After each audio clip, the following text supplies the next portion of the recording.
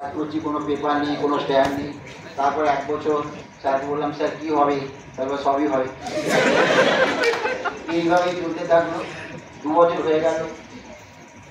Sir একটু বললাম, sir রেজিস্ট্রেশনের ব্যাপার স্যাপার আছে, যাতে করে শুনেছি সব রেজিস্ট্রেশন করাতে হয়। কী করো, আগে একটা পাবলিকেশন তো করো, তারপর তো রেজিস্ট্রেশন হবে। ঠিক আছে, তাই হবে। তো প্রথম যে একটা সম্ভবত আমার যতদূর as per as I know, কারণ এটা 29 বছর আগেকার কথা বলছি, আমি 1996-এ অ্যাওয়ার্ডেড হয়েছি। 1993 সালে স্যারের কাছে ঢুকেছিলাম। তো প্রথমে একটা ঘটনা বলি। প্রথমে একটা রিভিউ আর্টিকেল বা একটা কোনো পেপার আমাদের লেখার ব্যাপার ছিল, প্রথম পেপার। তো তখন তো এইসব ছিল না, মোবাইল ছিল না, ইলেকট্রনিক টাইপরাইটার ছিল না, কোনো কিছুই ছিল না। তো স্যারকে বললাম, স্যার টাইপ কোথায় কী হবে? তারপর কোনো চিন্তা নেই। কী হবে স্যার? আপনি আমার বাড়িতে চলেছে রবিবার দিন। আমি বাড়িতে স্যারে চলে গেলাম। স্যার দেখলাম ওই ক্যারেক্টারটা ওই টাইপরাইটার আছে না, সেটা নিয়ে দুপুরবেলা টাইপ করতে বসে গেলেন আমার সামনে। স্যার টাইপ করে নিয়ে চলে এলেন। আসার পর সমস্ত টুক দেখা হয়ে যাওয়ার পরে এবার বললো, চলো বলো এটাকে আমরা একটু বাইরে, মনে হয় সম্ভবত সেটা পলিউশন জার্নাল ছিল বা ট্রানজিশন মেটার কেমিস্ট্রি ছিল জার্নাল। তো আমরা সেখানে যাই। তো স্যার ভালো করে স্যারই সব বললেন ভালো করে সমস্ত ইয়ে বললেন। ওই ছোট্ট ল্যাবরেটরি, স্যার তখন ওই ল্যাবরেটরিতেই বসতেন একটা কর্নারে, আর আমি কাজ করতাম। তো এইভাবে যেতে যেতে পেপারটা রেডি হলো। রেডি হয়ে যাওয়ার পরে স্যার বললো যে, চলো ঘটক। কোথায়? বলেছি পেপারটা পোস্ট করে আসি যাদবপুর পোস্ট অফিসে। আমরা চলুন। তো আমি চলে গেলাম স্যারের সঙ্গে। কিন্তু যাওয়ার আগে স্যার যেখানে বসতেন তার ঠিক পিছনের দিকে না একটা মা কালীর ছবি ছিল, বুঝলেন? তো যাওয়ার আগে স্যার মোটামুটি ছবিতে প্রণাম করে আমাকে নিয়ে বেরোবে এবং সেটা যাদবপুর ইউনিভার্সিটিতে আমার পোস্ট করা হবে। এই ছিল আমাদের। আমি ইনিশিয়াল এনভায়রনমেন্টের কথা বললাম।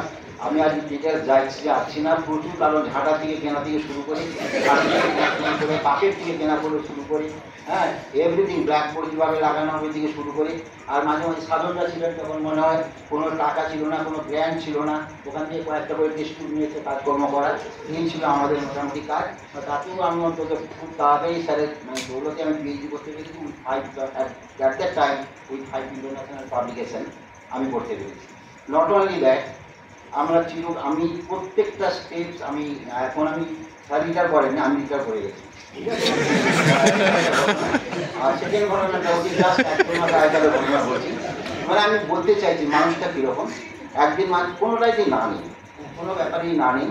ঠিক আছে, বিশেষ করে বলে ঘটক যখন দেখে যেত আমাকে যেতেই হবে, কিন্তু জাহান নামে যদি যেতে বলি তাহলেও হয়, এরকম একটা ব্যাপার। তো লাস্ট 1 মাসের আগেকার একটা ঘটনা বলছি, জাস্ট 1 মাস আগে। আমি আফটার রিটায়ারমেন্ট আমি এখন অ্যাডভান্স ইউনিভার্সিটিতে অ্যাসোসিয়েট প্রফেসর হিসেবে ফরেন্সিক ডিপার্টমেন্টে পড়াই। কারণ আমি চিরকাল প্রায় 25 ইয়ার্স আমি ফরেন্সিক ডিপার্টমেন্টে চাকরি করেছি এবং আমি ওখান থেকে একটা মোটামুটি একটা পোস্ট থেকে রিটায়ার করেছি।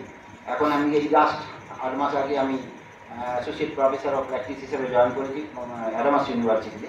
তো ওখানে জয়েন করার পরে হঠাৎ স্যারকে বললাম যে, স্যার আমরা একটা ন্যাশনাল সেমিনার করছি ফরেন্সিক ডিপার্টমেন্ট থেকে, আপনাকে তো স্যার একটা কিনোট স্পিকার হিসেবে আসতে হবে। স্যার বললো, আমি ফরেন্সিক, আমি কি বলবো? আমি বললাম, স্যার ফরেন্সিক মানে এটা কেমিস্ট্রি ছাড়া স্যার প্রেম হয় না, কেমিস্ট্রি ছাড়া স্যার সাহিত্য হয় না, আর ফরেন্সিক তো কেমিস্ট্রি হবে। সুতরাং ফরেন্সিক কখনো কেমিস্ট্রি ছাড়া হয় না। বেসিক সায়েন্সের উপরে দাঁড়িয়ে forensic department, maybe the physical chemistry, maybe the biological chemistry, maybe the organic chemistry, maybe the inorganic chemistry, but application side is the forensic side.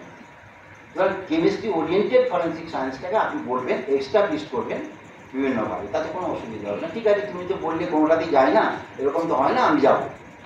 তারপরে স্যার গেলেন এবং স্যার বললেন প্রত্যেকটা স্টেজে। আমি যখন ইন্ডিয়াতে বিভিন্ন ফরেন্সিক ল্যাবে নয়, আমি কয়েকটা ইউনিভার্সিটিতে যখন গেছিলাম, বিভিন্ন কারণেই গেছিলাম, তখন এক পথে স্যার গেছেন।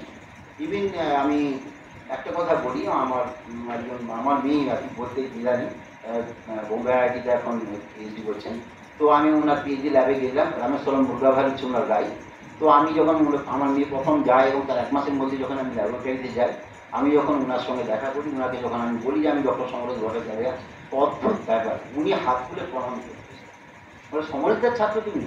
You are the first scholar of the Samaresh Bhattacharya? আমি, ইয়েস স্যার। তো ওনার ওয়াইফও স্যারকে খুব চেনেন, মৃণালিনী বলে নামটা। তাকে ডাকে, আরে মৃণালিনী শোনো শোনো, এই দেখো সমরেশ ভট্টাচার্য ফার্স্ট ছাত্র এসেছে।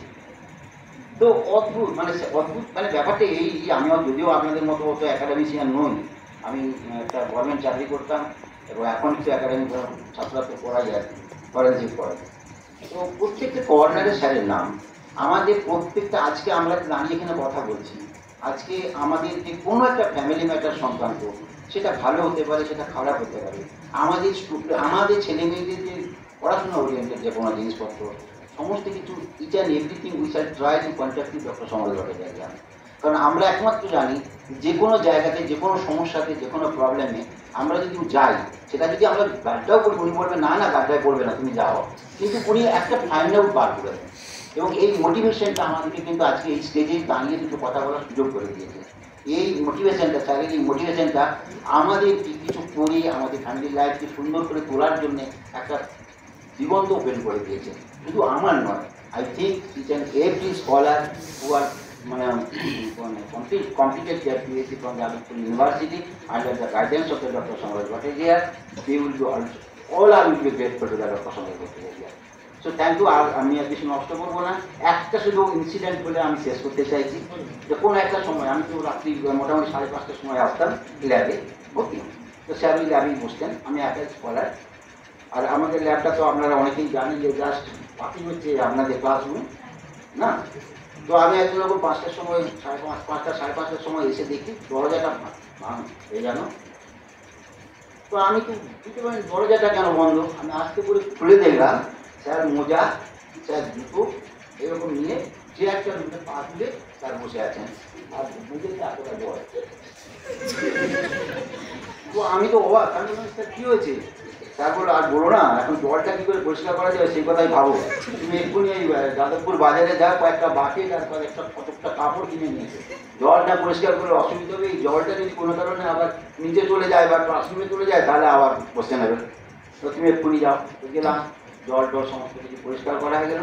তো জলের কাহিনিটা পরে শুনলাম, সে অদ্ভুত কাহিনি। আমি তো স্যার তখন নতুন উদ্যমে স্যার পড়াবে এরকম একটা চিন্তা ভাবনা নিয়েছেন, আর আমার মতো একটা বাজে স্টুডেন্টও স্যার পেয়েছেন। তো যাই হোক, স্যার ছোটো ছোটো স্কেলে স্যার রিয়াকশানসগুলো করতেন। আমি দিনের বেলা থাকতাম না, স্যার ক্লাস করার পরে স্যার ছোটো ছোটো স্কেলে রিয়াকশানসগুলো করতেন। তার কালার চেঞ্জ এভরিথিং স্যার দেখতেন এবং সেগুলোকে ড্রাই করতেন। ওই বুঝনার ফ্লাক্সে মনে ড্রাই করতে গেছিলো বা কোনো একটা রিফ্লাক্স বসিয়েছিল, সেখানে জল দিয়ে স্যার ক্লাসে চলে গেছেন। আর ওইখান থেকে পাইপ লাইন থেকে কোনো কারণে পাইপটা খুলে গিয়ে পুরো মেঝেতে জল।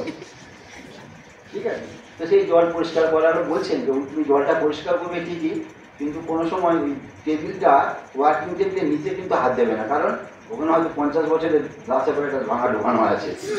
তো আমি আজকে শুনলাম ওই টেবিলের নিচে নাকি এখনো পরিষ্কার হয়নি, কারণ 100 বছরে, ঠিক আছে, গ্লাস একটা ভাঙা ওই টেবিলের নিচে কিন্তু এখনো রয়েছে। তো থ্যাংক ইউ এভরিথিং। আমি আশা করি যে আপনাদের সঙ্গে স্যারের সঙ্গে এখনো যোগাযোগ আছে। আমি কয়েক মাস আগে আমার ফ্যামিলি, স্যারের ফ্যামিলি এবং ডক্টর প্রশান্ত সিনহা, হিমাই বলমানি, এদের ফ্যামিলি নিয়ে নর্থ বেঙ্গল ঘুরে এসেছি। তো আবার আমরা যা প্রোগ্রাম করছি, স্যারের ভাই ভীষণ ইন্টারেস্ট যাওয়ার জন্যে, এবং আমি আবার চেষ্টা করছি এই ধরনের প্রোগ্রাম অর্গানাইজ করার। Thank you very much. ভালো থাকবেন স্যার, আমি তো আছি আপনার পাশে।